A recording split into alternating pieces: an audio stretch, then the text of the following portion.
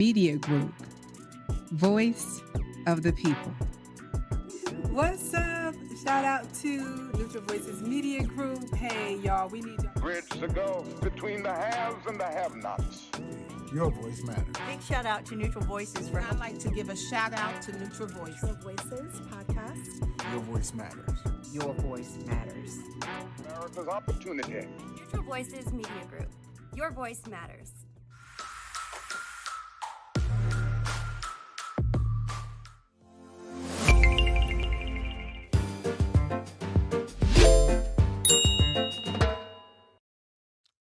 Welcome to Voice of the People. Excuse me, it always give me. Welcome to Voice of the People, presented by Our Neutral Voices. We have some regular voices in the building with us. I'm gonna let them introduce themselves in a minute. But before we get started, we're just gonna go in prayer. If you would join us in prayer just briefly. Our dear Heavenly Father, we just thank you for your grace and mercy, dear Heavenly Father. Thank you for allowing us to gather again to go before your people. We're asking you to continue to bless the mission of these two men, dear Heavenly Father. Continue to give them the strength and the will to continue to do the work in the community and in your way, dear Heavenly Father. We're going to ask you to bless those that are on the panel and bless those that are behind the scenes. In your son, Jesus' name we pray. Amen.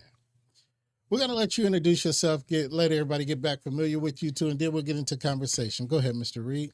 I am Reid Paris, the director and the mentor at Building Kings Mentoring Group. And I am Phil Gibson, the program coordinator and mentor at Building Kings Mentoring Group. Building Kings, y'all keep going strong. I commend y'all. And Building the Kings, I see y'all out in the community. Y'all trying to do things for the young men in our community effectively, but I hear y'all having some miscommunications or misunderstanding about y'all program. Can y'all clear up and tell us what y'all mission is and what y'all program, and clear up any misconceptions or misunderstandings about Building King's mission? Well, I'll speak on the mission, and I'll let you speak on the misconception. So we're a round-the-clock mentoring program. We promise to be there for any young man who can use our presence. We understand that a lot of young men may struggle from the lack of having a positive male role model in their life. So we offer ourselves weekly, and sometimes more than that, to the family and the young men, to just make sure that they always feel that they can have somebody to open up to. Yes. A lot of times they can open up about things that they don't get to open up about in school or at home. Just that place where they can be heard, not judged. Right. And also we, use that time to guide them, to try to teach them as many things as we can from our experiences, and to introduce them to new things, expose them to new types of things, job experiences, different types of career paths, and just have fun with them. So we just want to be those like big brothers, uncles, grandpas, those guys from the community who step in and just show them that somebody's paying attention. We care. You might give us a little hard time sometimes and make our job a little bit harder, but we do it from our hearts. So we're going to be here, So. That's good. Yeah, and very consistent. And I think that's one of the biggest things that we're offering is consistency. Some of the misnomers that are out there in the conversations I've had, not only with parents, but people who are invested in wanting to help us, is that they think that we're just for bad kids or kids who've been in trouble. Right. And that's not what it's about. And it's not just for young black men. It's for anybody in our community, all races. We expand our age group. We started out 12 to 18. We got some young men as young as 8, 9 years old, some up to 24 years old. We have some straight A students. We got some kids that's really struggling with school. We got some kids who father is around, but the father still thinks, hey, it would help to have more men. Right. So we're trying to cover all the bases. Right. It's not just about bad kids. I had a parent call me with a friend that I knew, and she was like, well, my kid's not really in trouble or nothing, so I didn't know if he can come. And I'm like, it's not about trouble. We want to stop them from getting in trouble. Right. Now, we'll take the trouble preventative. kids because we go to the ACJC and we deal with the young men there. So we don't have no problem. We're not afraid to deal with any young men. Right. And that's good. That's good. And I'm glad you put that out there, because some parents, they think, my kid needs help, but he's not a bad kid, and I don't want to put him in an element with bad kids, so I could see that, being misunderstood. So I'm glad you cleared that up for us. And I want to touch on that a little bit. One of the things we noticed too is there's times where parents may reach out for that reason because they think we're just catering to the troubled youth. Yeah, the troubled ones. But so once they start displaying better behaviors, or they're not getting in trouble in school anymore, they think, okay, he's healed now. Okay, and we just some of them, at times may fade because of that. Right. And then we'll hear from them later on because maybe it's shame or something like, hey, I ain't brought him in a while, and I don't want to just pop up. So when I like to reach out to them, they'll tell you I reach out even if I ain't seen the young man in a while, just to check up. Even if he's just been enrolled and showed up once, I'll try to, just see what's going on. So I hear things like, well, he's having trouble again. He can't use some talking to now, and it's like, shouldn't have never took him away. What I'm saying? Like we're trying to get there. We're trying to build something with him and keep this relationship with him, and you too. And then it's the consistency of the parent that we deal with. Yeah, and that's something we have to learn as a community as a whole. Consistency and follow through. Yeah. Don't just get into something and then get out of it. See it through. We as a community could do better at that. But you said something about excuse me, being that big brother, that uncle, that present. What happened to the older guys that used to tell us not to go hang with those other guys? I respect building kings, and I know we need it, but where did we lose that in a community where, an older guy see me getting in trouble, he be like, those over there you don't hang with. Instead of those that are the trouble becomes the leaders or the heads of the community. Because, when the drug era, they became the heads and the leaders of the community. When did we lose that balance? I don't know. I'm old, but I think I might be a little young to try to talk about that part. But from my understanding of it, I think it kind of died away with the feeling of people mind their business. The village. When we talk about the village, what happened to the village, it's like it became more selfish. I think and I think for a lot of the ones who make it out of the certain situations, we only owe it to our kids to make sure that they don't follow our steps or do those things. And if they good, they all right, then, that's not really my business what's going on over there with them. And I think that is kind of the overall of what's probably going on right now. And it's like, these kids, we just met them, Some of them give us a hard time at times, but we stay consistent, even though they're not our kids. We got our own kids. We got our own lives and things like that. So we trying to help bring that back. But to say exactly why, I don't think I got the answer for you. You might have a little better. Yeah, I got a little bit more experience on it. Than I would say there's a multitude of things, but I would say one, economics became a problem. Yes, a bigger problem. Yes, and when you say that means the elders had to spend more time working. Yes. And so then when you do that, you leave the younger ones to kind of defend for themselves. And as they do that, they look at things that they begin to idolize because it's simple for us to find something that's better than us and want to become that. Right. And like you said, in my era growing up, I'm 52, the drug dealers, the people who is in the streets because they could drive the fancy cars and nice clothes, we began to idolize that. So they became, it wasn't that the other people got silent as fast as the other people got, the ones who were not doing good got louder. Right. And so we silenced their voices because we didn't want to hear that. Well, I didn't want to hear about going to work 40, 50 hours a week. I wanted to hear about how this dude driving this brand new Cadillac. Right. You know what I'm saying? So we began to silence them. And then people gave up. They gave up trying. They gave up caring. There was a time where I walked down the street and I did something wrong. I got a whooping no matter where I was at, and they got taken home, and you got a whooping too. Everybody was involved. Now you can't even, in a lot of cases, you can't even talk to a kid without the parent getting defensive. Like, who That's are you? so true. Don't say nothing to my kid, And so you tell a kid that, and now who does the kid listen to? Right. Right. And that's so true. And that's what I like about on the Building Kings model where y'all say that, where y'all have built a trust and a rapport, not only with the child, but with the parents, that they can trust you to leave their kids with you, to guide their kids. And I know it takes some work, but customarily, how do you engage parents? Do you engage the parents first? Do you engage the child first? Or do you do a family thing? How do it go about building a rapport in Building Kings?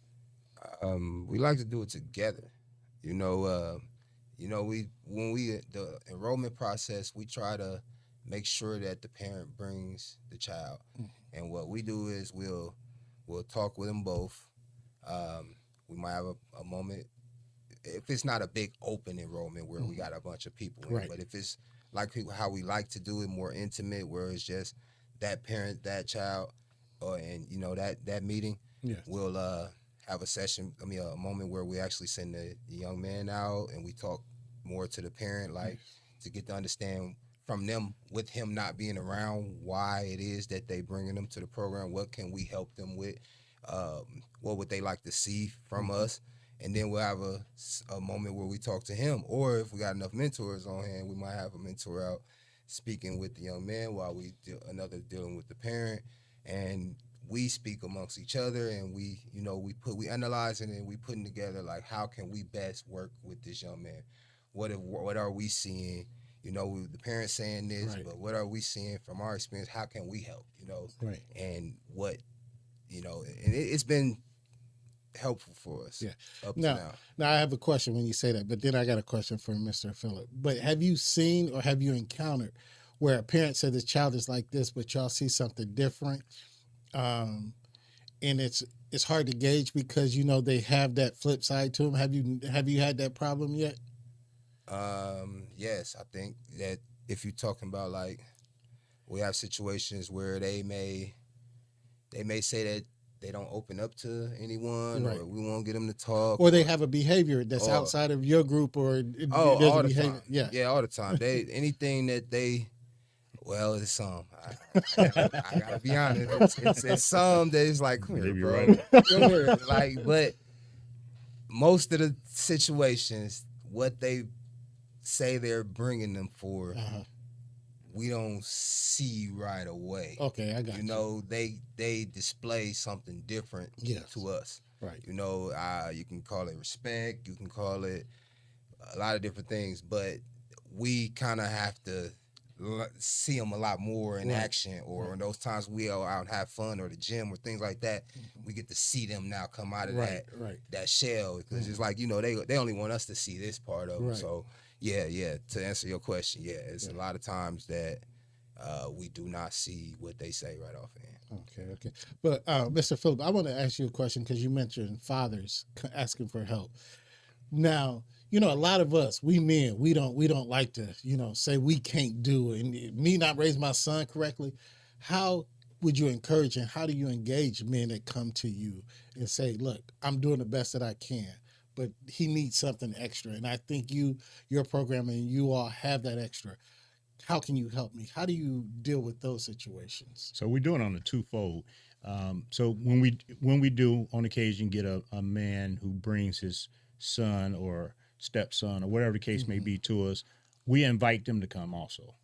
And we invite them to spend time with us just on the man level, to get to know them, maybe to talk through some of the problems that they're having in their life that maybe don't really involve the child, just so they can start building the bond with us, so they can see we're not trying to take over. If we get a case where the mother's predominantly the one who's involved or takes care of the child, we ask for permission to reach out to the fathers so that we can try to build a bond. Sometimes because we find that the bond is broken because the father and the mother can't get along, or whatever the case may be, and not putting blame on either one, but they forget to bridge that to help that child. So we'll reach out if we can. Sometimes the mothers will let us and be like, yeah, you can try. And sometimes they'd be like, no, we really don't want to have that. Sometimes the young men even ask us, or mention to us. So we try to invite the men. We invite all men in. We are open to, there's some screening we got to do because we have to protect these young men. But we're inviting all men to come in. That's why we invite them in to come talk. We invite them in to come just sit in a group and listen. You don't have to say anything. You can just sit there and listen, because what I think one of the biggest things that when you were saying about the attitude that we don't see right away is because I had this theory that men naturally have a pecking order. And so when young men come around older men, they seeing, okay, I know I can't beat this dude. Right. He's smarter than me. Right. He's tougher than me, whatever the case may be. So they humble themselves a little bit. Whereas when they're around their mother or somebody they with all the time, well, I'm a man, she's a woman, like, Right. you know, so they struggle with that. Right. So we don't see that as bad as the mothers may say because of that, because they're coming around us and they're humble. And they're humbling themselves. Sometimes it's just for a little while till they get to know us. Sometimes it's just because they feel more comfortable, be like, okay, I can just sit back now. Right. I don't have to fight for who I Right. am. And that's why, as I explained on one of the other shows, that's why to us, the handshake is so important. Right. And we reiterate, us shaking their hand is us giving them that respect. So Right. it kind of, it wipes out all of their defense mechanisms. Yeah. And that's good. That's good. And respect is, as you said, respect goes a long way, and it should go two ways. But a lot of times, us old school, because I'm 53, you say you're 52. A lot of times, still some in our generation still believe that children should be seen and not heard, and we don't give children opinion kind of thing. So showing them respect, they will give you respect back. I would say that as well. Can I touch that last Yes, sir. point? The question you asked him, I think I'm an example of that. Even though I'm program as deep as I am in the program, I had, well, my son, he's working like crazy now, but he's a part of the program actually as a junior mentor. My other son, he lives in North Carolina. When he was here, try to have him around the program as much as possible. And I feel like I'm a good dad, you know, but I feel like having them around other men can help. You know, I can't do everything. I can't show them everything. Right. It's conversations that they can get from the other mentors that I can't give them.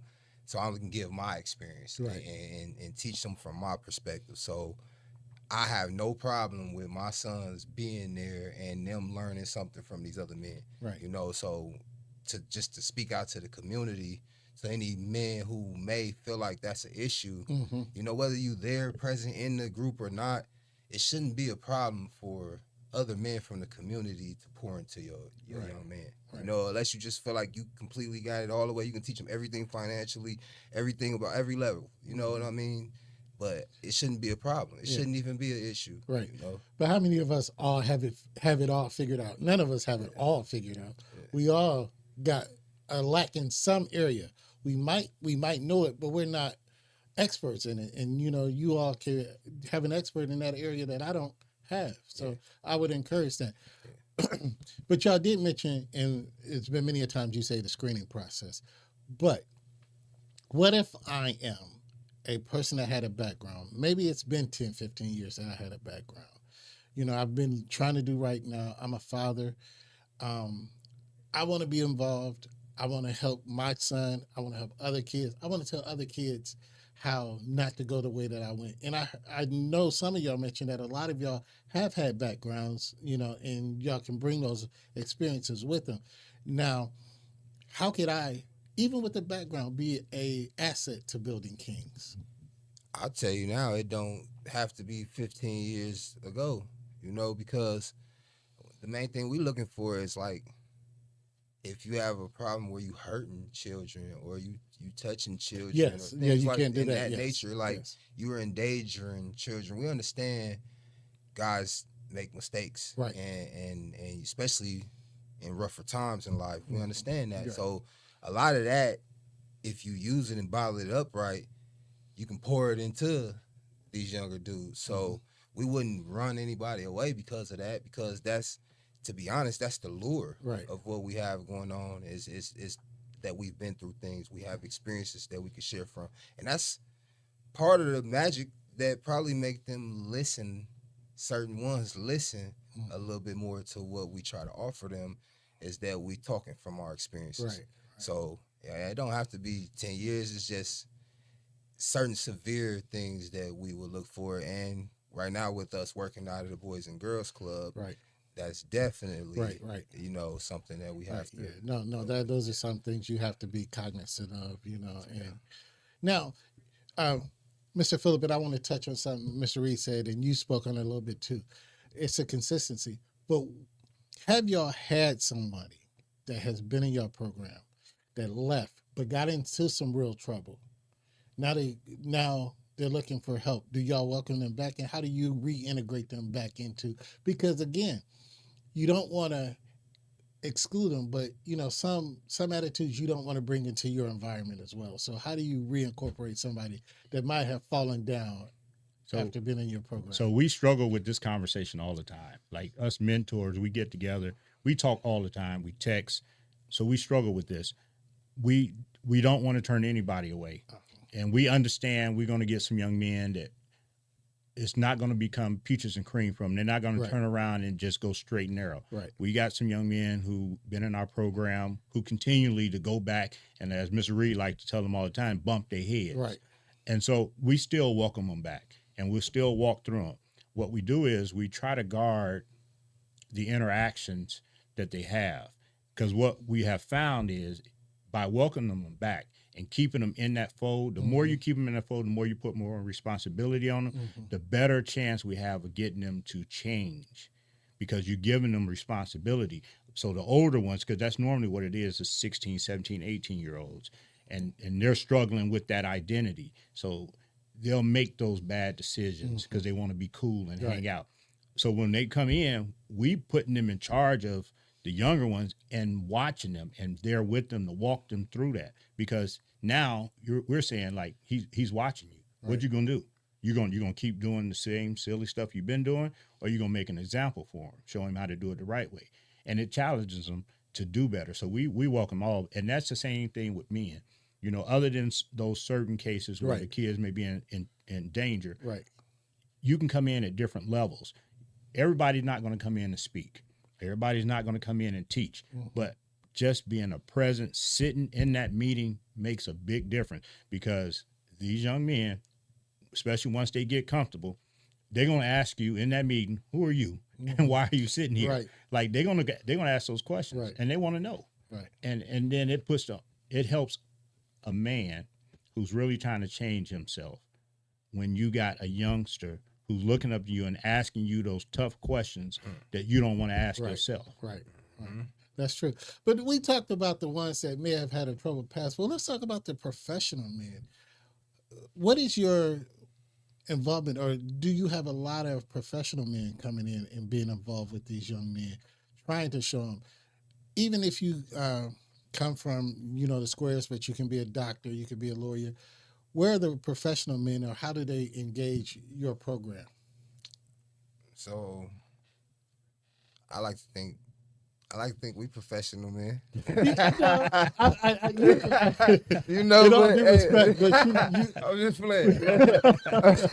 I got I'm just playing, but there have been some. I think the professional men, a lot of that comes with the time, having the time. And, we don't have the best times we meet, like for everyone, Saturday mornings. So we get people that come in when they can, they want to. It's more so offering things like Dr. Coates, it's a guy that we're going to be working with. He wants to show and speak to the young men about a lot of things, and show them about the doctor world, and bring them over to the office and things like that. But we got to catch his schedule. We got to line up with things. So we have those men who want to, but they may not just be able to have the time and the freedom to be able to go as far as we are. Sometimes we don't have the time and the freedom for it, but we make it happen. So so the professionals are, and that's one of the good things about how he set up the program, so that we can have those days where we're just talking, and we're talking on the subject. And we're dealing with that, whatever that subject is.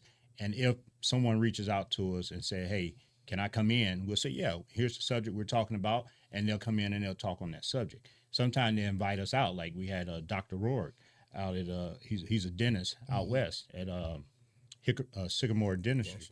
He invited us to come out, and he showed the young men about dentistry and all of the things that go along with that.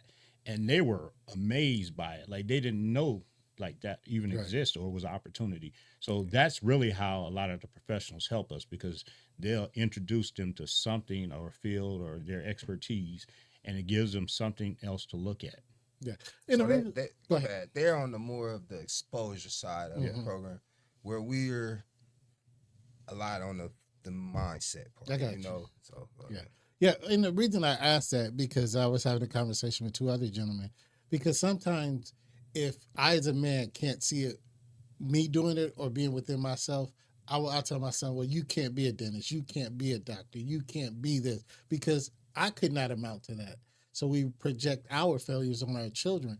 But if you have, other people that say you can do it around them, that shows them another way. Or even worse, like no one telling you can't, but no one telling you can because no one's thinking around you, maybe even thinking outside of that box. Right. So you grow up watching what's around you, and you don't have a doctor or dentist or these type of professions around you, and people, they just the idea of making money is just to go run and just get the quickest job and things like that. And so if you grow up around this, nobody have to tell you you can't do it. You won't even think about doing it, because you've never been exposed to it. So that's why the exposure side of what we're doing is huge, just because, looking back, there's a lot of things that me myself I probably would have got into. I'm hands-on. I'm a quick learner. It's a lot of things I can get into and go far with them, but I never thought about it. Nobody exposed me to it. So, that's why we want to help a lot of these young men. And that's not no knock on any of the parents or anything. It's just not within their vision. It's just sometimes, the exposure is not there. Yes, that's true. So. Mr. Phillip, can you tell our audience how a youth, a parent, can contact Building Kings, volunteer, or an adult to volunteer, or if you want to be a part in any capacity, Building Kings, how can they contact you and let you know? So the first and most easy way is we're on social media, especially Facebook. You can messenger any of us on there, and that's the easiest way to reach out to us. Normally, Reid or myself will respond pretty quickly and give you one of our numbers and tell you. You can also come Saturday mornings, 10 o'clock. We are at the Boys and Girls Club from 10 to 12. You can bring your son there then, and we can start the enrollment process, and we can have the conversations, and your son jumps right into the program. Those are the two easiest ways to reach us. Yeah. And again, you state, no matter the color, no matter the age, no matter the problem level, we don't care about any of those things. All we care about is, one, the parent is willing to be consistent so that we can be consistent and help these young men. It takes a village, and we're offering the village. Yes, we need to get back to the village. And I'm going to commend y'all, and I cannot stop commending y'all, because not enough of us as men are taking our rightful place in that village. We leaving it up to somebody else to do it. And, I commend y'all for seeing the lack thereof and taking the problem on and trying to fix it instead of passing it on to somebody else or waiting for somebody else to do it. So I do commend you all for putting that effort forward. Thank you. Thanks. Yeah, because, I can find many reasons not to do. And so but can can't think of one good reason to do. Yeah. So, but wait, go ahead. One more thing. Go ahead. I gotta say this because you said that. Man, I gotta give the big thanks to not just Phil, but all the men that's involved in Building Kings. Yeah. Everyone that helps out. I'm not gonna go into every mentor's name, but all of y'all just know that y'all are appreciated by me and by these young men. Man, we love that y'all stepped up. Everyone's volunteering. A lot of times it get rough, but we make it happen. Somebody pulled through, whether we got to show up at a school, the ACJC, a podcast, something, event outside, we make it happen. So I thank you to all of the men that's involved. And the Boys and Girls Club, Mr. Joe Jordan, with the opportunity they provided for us over there too. Yes. Yes, that's good. That's good.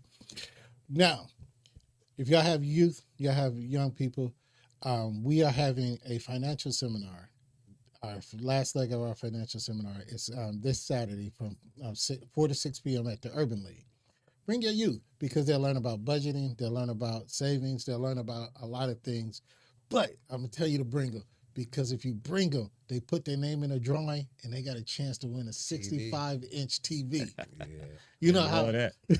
and I'm I telling love you, that. and we tell everybody, you come, even if it's your last time, because the person that won our last TV, there was their very first night coming, and the person that brought it was mad. I've been in all these seminars, and I didn't win. But yeah, so bring your youth from 6 to 4 at the Urban League this Saturday, and then next Saturday we're having a faith from 4 to 6. I'm sorry, from 4 to 6. That's our. They changed the time. It's from 4 to 6 at the Urban League this Saturday, 15th. But on the 22nd. From I think it's from 9 to 1. We're going to be at Blue Jacket. It's a youth 10 to 1. But we're going to be at the Blue Jacket down the street. It's a youth. It's an educational, a faith and education seminar. We're going to talk about education, faith, and a whole encompassing youth and building up youth. Something that y'all doing. We just giving y'all extra arm or extra leg. Yeah. You can bring your kids, your children to. Your youth to be able to build that out. But that is at Blue Jacket. You can find both of these on our Neutral Voices website. Neutral Voices website is posted. Sign up, come out. And we thank you. Again, thank you, too, for joining us again. Yes, sir. Before we close out, I'm going to look at the camera when I do this because we challenged the young men this weekend at our session. And so I'm looking at all these young men, and I'm going to tell you right now, I love you. And I am willing to do whatever I can do to help you. I don't have all the answers, but I give you all the answers I have. And every mentor in this group will tell you the exact same thing. We do love you. The young men were told us, not only do they not hear that people tell them they love them, it was almost impossible to get them to tell their own brothers that they love them. Yeah. That's how hard that is. So we got to change that. We got to change that. And, because, it was a time, and I think all of us as men at one point in time were told that we don't show emotions. We got to, keep it in, and But I don't think that's healthy. I don't think that's true. We need to communicate, and just simply being told that somebody loves you, that they care for you, and they'll go that extra mile for you, and you show them. And love is not just a word. No, y'all putting it into action. So y'all showing that y'all love these young men. And again, to all the Building King mentors and all the Building King's staff and everybody, thank you for what you do. We do appreciate you. And as we always say before we leave our people, always protect your mind. A podcast by Neutral Voices Media Group. Voice of the people. What's up? Shout out to Neutral Voices Media Group. Hey, y'all, we need y'all. Bridge the gulf between the haves and the have-nots. Your voice matters. Big shout out to Neutral Voices for I'd like to give a shout out to Neutral Voices. Neutral Voices podcast. Your voice matters. Your voice matters. America's opportunity. Neutral Voices Media Group. Your voice matters.